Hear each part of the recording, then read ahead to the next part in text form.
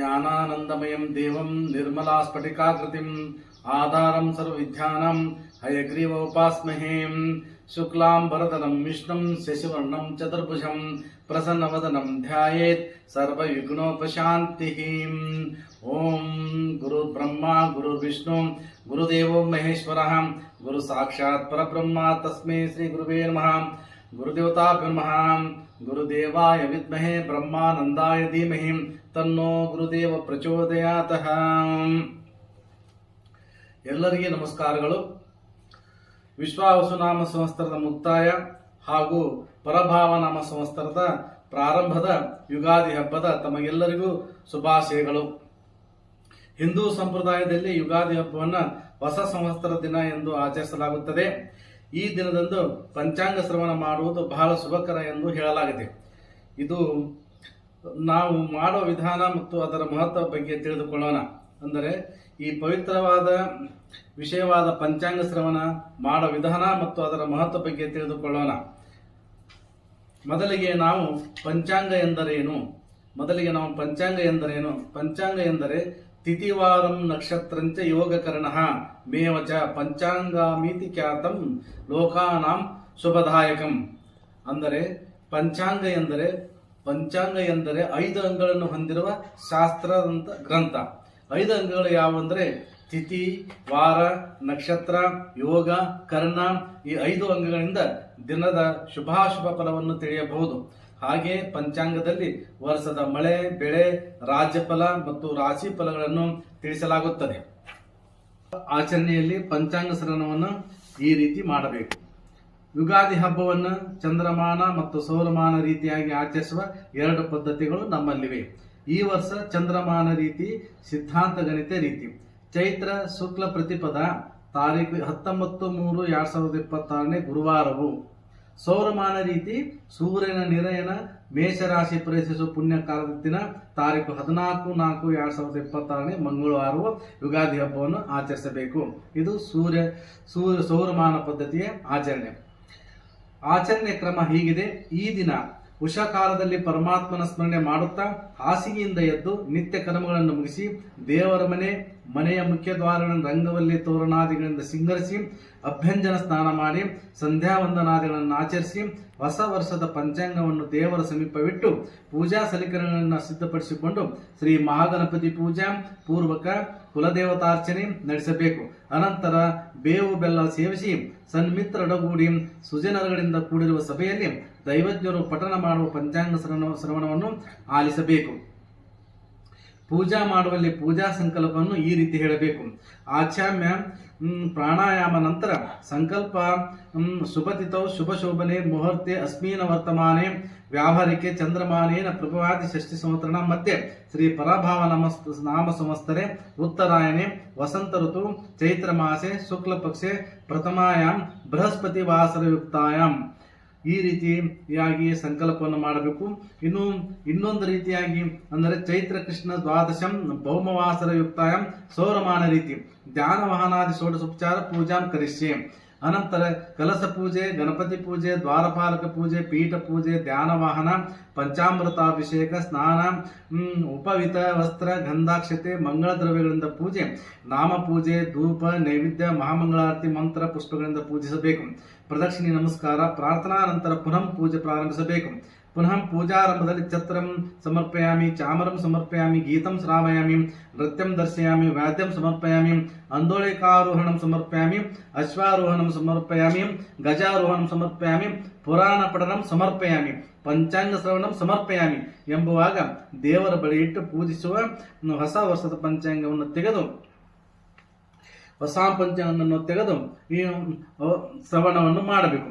ಈ ಪಂಚಾಂಗವನ್ನು ಶ್ರವಣ ಮಾಡುವುದರಿಂದ ಇದರ ಲಾಭಗಳು: ಸಕಲ ಗುಣಗಳನ್ನು ಹೊಂದಿರುವ ಶತ್ರುನಾಶಕರವು, ದುಸ್ವಪ್ನ ದೋಷ ನಿವಾರಕವು, ಗಂಗಾ ನದಿ ಸ್ನಾನದಿಂದ ಉಂಟಾಗುವ ವಿಶೇಷ ಪುಣ್ಯಪ್ರದಾಯಕವು, ಗೋದಾನಕ್ಕೆ ಸಮಾನವು, ಜನರಿಗೆ ಆಯುರ್ವೃದ್ಧಿದಾಯಕವೂ ಶುಭದಾಯಕವೂ ಸುಸಂತಾನ ಸಂಪತ್ತನ್ನುಂಟು ಮಾಡುವುದು. ನಾನಾ ವಿಧ ಕರ್ಮಗಳಿಗೆ ಉತ್ತಮ ಸಾಧನವಾಗಿರುವ ಪಂಚಾಂಗ ಫಲವನ್ನು ಶ್ರವಣ ಮಾಡತಕ್ಕದ್ದು. ಅಂದರೆ ಹೊಸ ವರ್ಷದ ಪೀಠಿಕಾ ಪ್ರಕರಣದಲ್ಲಿ ಕೊಟ್ಟಿರುವ ಸಂವತ್ಸರದ ಫಲ, ರಾಜಾಧಯ, ನವನಾಯಕರು ಮತ್ತು ಫಲ, ಉಪನಾಯಕರು, ಕಂದಾಯ, ಆದಾಯ, ವ್ಯಯ, ಮೇಘ ವಿಚಾರ, ಮಳೆಯ ಯೋಗ, ಸಂಕ್ರಾಂತಿ ಫಲ, ಚೈತ್ರ ಶುಕ್ಲ ಪ್ರಥಮ ದ್ವಿತೀಯ ದಿನ, ಸುದ್ದಿ ಇತ್ಯಾದಿಗಳು ಪಠನ ಶ್ರವಣಾನಂತರ ಯಸ್ಮೇತ್ಯಾಚ ನಾಮೋಕ್ತ್ಯಂ ಪರಿಪೂರ್ಣ ತದಸ್ತುಮೇ ಪ್ರಾಯಶ್ಚಿತಾರ್ಥೆ ನಾಮತ್ರಯ ಸ್ಮರಣೆ ಕಾಯೇನ ವಾಚ ಮನಸೇಂದ್ರವ ಬುದ್ಧಾತ್ಮ ಪ್ರಭುತ್ವ ಸ್ವಭಾವ ಕರಮೇತ ಸಕಲಂ ತುಭ್ಯಂ ನಾರಾಯಣೇತ ಸಮರ್ಪಯಾಮಿ ಎಂದು ಪೂಜಾ ವಿಧಿ ಸಂಪೂರ್ಣ ಮಾಡಬೇಕು. ಪೂಜಾ ವಿಧಿ ಸಂಪೂರ್ಣ ಮಾಡಿ ನಂತರ ಪಂಚಾಂಗದಲ್ಲಿ ಸಂವತ್ಸರದ ತ್ರಯಾಫಲಗಳನ್ನು ಉಣ್ಣಬೇಕು. ಪರಾಭಾವನ ಸಂವತ್ಸರದ ಫಲ. ಪರಾಭಾವ ಸಂವತ್ಸರದಲ್ಲಿ ರಾಜರುಗಳು ಪರಾಭವವನ್ನು ಹೊಂದುತ್ತಾರೆ. ನವನಿ ಮೊದಲಾದ ಧಾನ್ಯಗಳು ಚೆನ್ನಾಗಿ ಫಲಿಸುತ್ತವೆ. ಒಳ್ಳೆಯ ಮಳೆಯಾಗುತ್ತದೆ. ರೋಗ ಬಾಧೆಯುಂಟಾಗುತ್ತದೆ. ರಾಜಾಧಯ ಅಂದರೆ ನವನಾಯಕರು ಮತ್ತು ಫಲ. ಸೂರ್ಯ ಸಿದ್ಧಾಂತ ಗಣಿತ ರೀತಿ. ರಾಜ ನವಗ್ರಹಗಳು. ರಾಜ ಗುರು ಆಗಿರುತ್ತಾನೆ. ಮಂತ್ರಿ ಕುಜನಾಗಿರ್ತಾನೆ.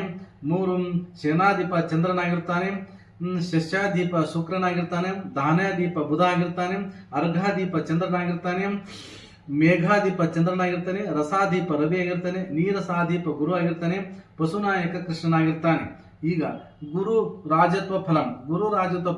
ಗುರುವು ರಾಜನಾಗಿರುವುದರಿಂದ ದ್ವಿಜರು ಸತ್ಕಾರ್ಯಗಳನ್ನು ಮಾಡತಕ್ಕವರಾಗಿಯೂ ತಮ್ಮ ತಮ್ಮ ಕುಲಧರ್ಮಗಳನ್ನು ಅನುಷ್ಠಾನ ಮಾಡುವರಾಗಿಯೂ ಒಳ್ಳೆಯ ನಡತೆಯುಳ್ಳವರಾಗಿಯೂ ಇರುತ್ತಾರೆ. ರಾಜರುಗಳು ನ್ಯಾಯದಿಂದ ರಾಜ್ಯ ಪರಿಪಾಲನೆ ಮಾಡುವರಾಗುತ್ತಾರೆ. ಪ್ರಜೆಗಳು ಆರೋಗ್ಯದಿಂದಿರುತ್ತಾರೆ. ಒಳ್ಳೆಯ ಮಳೆಯಾಗಿ ಧಾನ್ಯಗಳು ಹೇರಳವಾಗಿ ಬೆಳೆಯಲ್ಪಡುತ್ತವೆ. 2ನೇದು ಕುಜಸ್ಯ ಮಂತ್ರಿತ್ವ ಫಲಂ. ಕುಜನು ಮಂತ್ರಿಯಾಗಿರುವುದರಿಂದ ಪೈರು ಪಚ್ಚೆಗಳು ಒಣಗಿ ಹೋಗಿ ಅಗ್ನಿ ಭಯವು, ಜಲೋಪದ್ರವೂ, ಸುಂಟರ ಗಾಳಿ ಬಡಿತವೂ, ರೋಗ ಪೀಡಿಯೂ ಉಂಟಾಗುತ್ತದೆ. ಚಂದ್ರಸ್ಯ ಸೇನಾಧಿಪತ್ವ ಫಲಂ. ಚಂದ್ರನು ಸೇನಾಧಿಪತಿಯಾಗಿರಲಾಗಿ ಮೋಢಗಳು ಚೆನ್ನಾಗಿ ವರ್ಷಿಸುತ್ತವೆ. ಧಾನ್ಯಗಳಿಗೆ ಬೆಲೆ ಕಡಿಮೆ. ಜನರು ಸುಖಗಳಾಗಿರುತ್ತಾರೆ. ಗೋವುಗಳು ಹೆಚ್ಚಾಗಿ ಹಾಲನ್ನು ಕೊಡುತ್ತವೆ. ಶುಕ್ರಸ್ಯ ಸಸ್ಯಾಧಿಪತ್ವ ಫಲಂ. ಶುಕ್ರನು ಸಸ್ಯಾಧಿಪತಿಯಾಗಿರುವುದರಿಂದ ಕುಸ್ಕಿ, ತರಿ ಮತ್ತು ಭಾಗಯುತ ಫಸಲುಗಳು ಚೆನ್ನಾಗಿ ಆಗುತ್ತವೆ. ಬೂದು ಮಣ್ಣಿನ ಭೂಮಿಯಲ್ಲಿ ವಿಶೇಷವಾಗಿ ಫಸಲಾಗುತ್ತದೆ. ಬುಧಸ್ಯ ಧಾನ್ಯಾಧಿಪತ್ವ ಫಲಂ. ಬುಧನು ಧಾನ್ಯಾಧಿಪತಿಯಾಗಿರುವುದರಿಂದ ಮಳೆ ಬೆಳೆಗಳು ಸ್ವಲ್ಪ ಕಡಿಮೆಯಾಗಿ ಗಾಳಿ ಬಡಿತವು ಹೆಚ್ಚಾಗಿ ಜನರ ಮನಸ್ಸಿನಲ್ಲಿ ಕ್ಷಾಮ ಭೀತಿ ಉಂಟಾಗುತ್ತದೆ. ಚಂದ್ರಸ್ಯ ಆದೀರ್ಘಾಧಿಪತ್ವ ಫಲಂ. ಚಂದ್ರನು ಅರ್ಘಾಧಿಪತಿಯಾಗಿರಲಾಗಿ ಸೂವೃಷ್ಟಿಯು ಸಸ್ಯವೃದ್ಧಿಯೂ ಉಂಟಾಗುತ್ತದೆ. ಪದಾರ್ಥಗಳಿಗೆ ಬೆಲೆ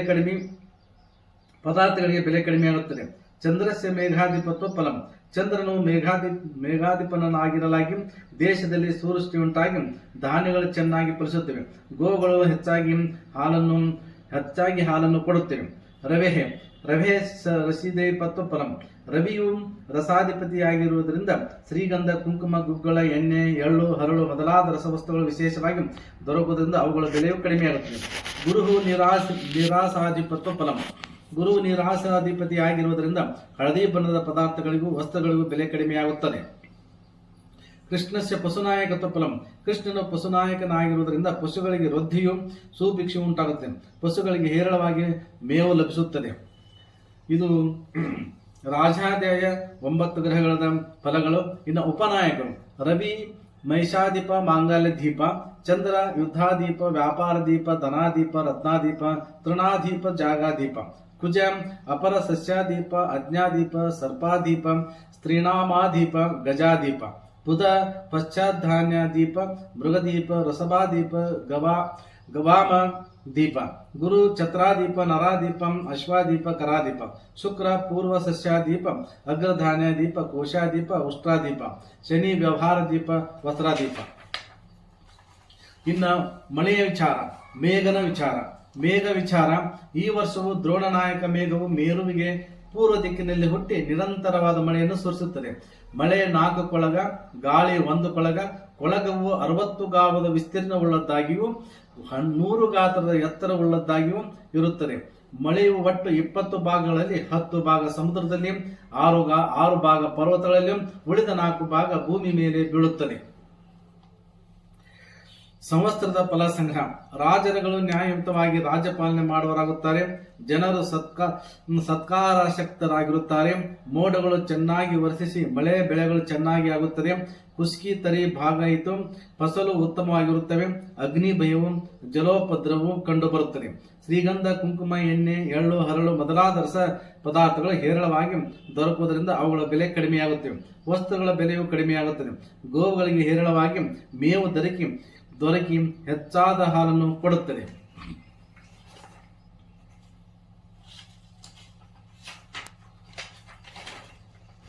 ಮಾಡುವುದರಿಂದ ಚೈತ್ರ ಶುಕ್ಲ ಪಕ್ಷದಲ್ಲಿ ಆ ವರ್ಷದ ರಾಜ, ಮಂತ್ರಿ ಮೊದಲಾದ ಪಂಚಾಂಗದಲ್ಲಿನ ಫಲಗಳನ್ನು ಯಾರು ಕೇಳುವರು ಅಂಥವರು ಪಾಪ ಫಲಗಳಿಂದ ಮುಕ್ತರು, ದೀರ್ಘ ಆಯುಷ್ಯವಂತರು, ಐಶ್ವರ್ಯವಂತರು, ಕೀರ್ತಿವಂತರು, ಅತಿಶಯವಾದ ಸುಖಾನುಭವಿಗಳಿಗೂ ಪುತ್ರ ಪೌತ್ರಾಭಿವೃದ್ಧಿಯುಳ್ಳವರು ಆಗುತ್ತಾರೆ. ತಿಥಿಯಿಂದ ಐಶ್ವರ್ಯ, ವಾರದಿಂದ ಆಯುರ್ವೃದ್ಧಿ, ನಕ್ಷತ್ರದಿಂದ ಪಾಪ ಪರಿಹಾರ, ಯೋಗದಿಂದ ರೋಗ ನಿವಾರಣೆ, ಕರ್ಣದಿಂದ ಕಾರ್ಯಸಿದ್ಧಿ ಮೊದಲಾದ ಶುಭ ಫಲಗಳು ಪಂಚಾಂಗದಿಂದ ಲಭಿಸುತ್ತದೆ. ಮಂಗಳ ಶ್ಲೋಕ.